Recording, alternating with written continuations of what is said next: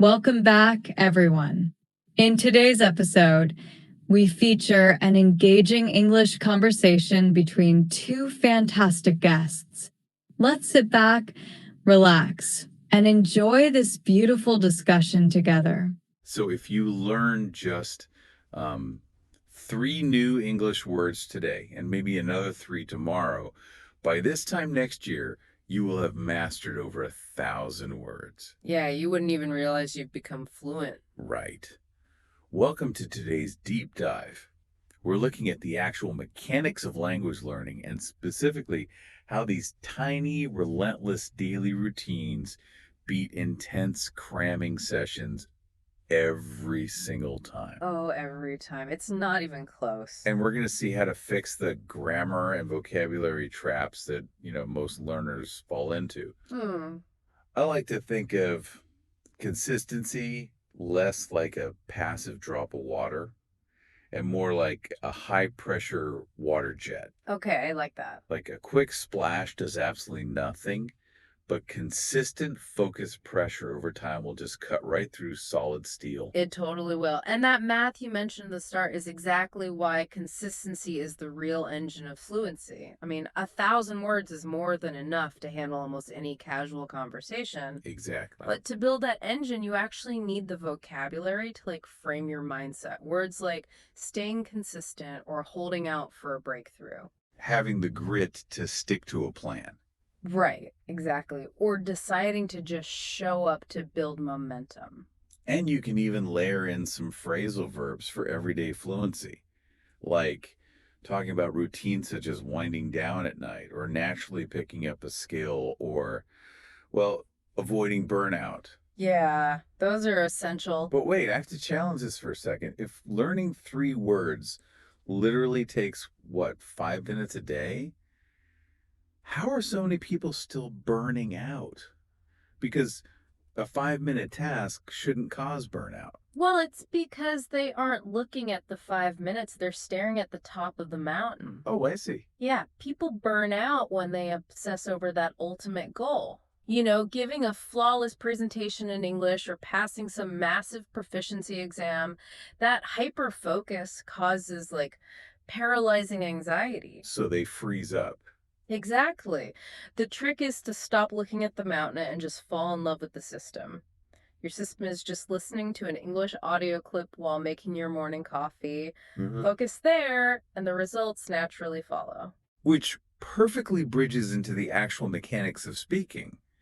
Because when you commit to that daily repetition, it changes how you construct your sentences. Like when you're talking about daily systems and routines, English forces you into the present simple tense. It really does. Present simple is the workhorse of habitual actions, but it requires some mechanical precision, especially with adverbs of frequency. Like saying always or usually. Right. The structural rule is that they slide in right before the main verb, but they have to go after the verb to be. Oh, okay. So I always review my notes, but she is usually on time. She is usually right. And, if you want to sound a little more sophisticated, you can drop usually altogether and just use tend to. Oh, that's a great tip. Yeah, so instead of I usually drink coffee, you say I tend to drink coffee. It instantly softens the sentence and sounds incredibly natural. It really does. But speaking of mechanics, we absolutely have to talk about the third person S. Ah, yes. The classic trap. Dropping it and saying, he practiced instead of he practices. It is such a common trap. But I always say it's exactly like driving a manual car and forgetting to use the clutch when you shift gears. That is perfectly put. Right. The listener still knows where you're trying to go, but the conversation completely grinds to a jarring, clunky halt. It breaks the immersion. That clutch analogy is spot on. And just missing that S grinds the grammar to a halt. Confusing similar vocabulary completely derails the actual meaning of what you're trying to say. Give me an example of that. Well, take habit versus custom. A habit is deeply individual, your personal nightly study routine. But a custom is a societal tradition, like taking your shoes off before entering a house. Ah, okay. So I am trying to build a good study habit, not a good study custom.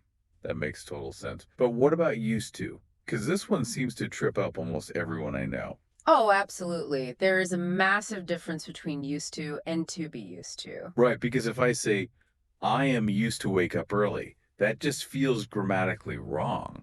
It is, and here's why. I used to wake up early is a completed past action. You don't do it anymore. Got it. But when you add the verb to be, so I am used to, you are establishing a current state of being. And because it's an ongoing state, it needs a continuous action to latch onto. Oh, I see. That is why it strictly requires the ing form. You have to say, I am used to waking up early. Okay, so the to be acts like a bridge connecting you to this ongoing reality, which forces that ing gerund. Precisely. How do we actively fix these deeply ingrained errors, though? Yeah. I mean, knowing the rule is one thing, but speaking it automatically is another. You build physical muscle memory through a technique called shadowing. You listen to a native speaker and immediately repeat their sentence out loud, matching their rhythm and intonation. So it bypasses the translation center in your brain entirely. Exactly. You're just forcing your mouth to physically practice the chords, Yeah. like learning the guitar. That's exactly it. You don't think about the grammar rule, you just train the physical habit of the sentence structure. Okay, to bring this all together, Mm-hmm. how do we ensure these daily grammar and vocabulary fixes actually happen? The most effective method is habit stacking. You attach your new English practice to a deeply ingrained existing anchor routine. Like the morning coffee we talked about. Right. Right after you pour that morning coffee, you immediately do 5 minutes of shadowing. The coffee is the trigger. And crucially, when you inevitably miss a day, just forgive yourself instantly and show up the next day. The relentless water jet just keeps firing. Exactly. But that leaves me with a question. If habit stacking completely relies on your existing daily anchors, what happens when your environment gets flipped upside down? Say you go on vacation and lose your morning coffee routine entirely. How do you protect your language momentum when your anchors just disappear? Think about that for your next step.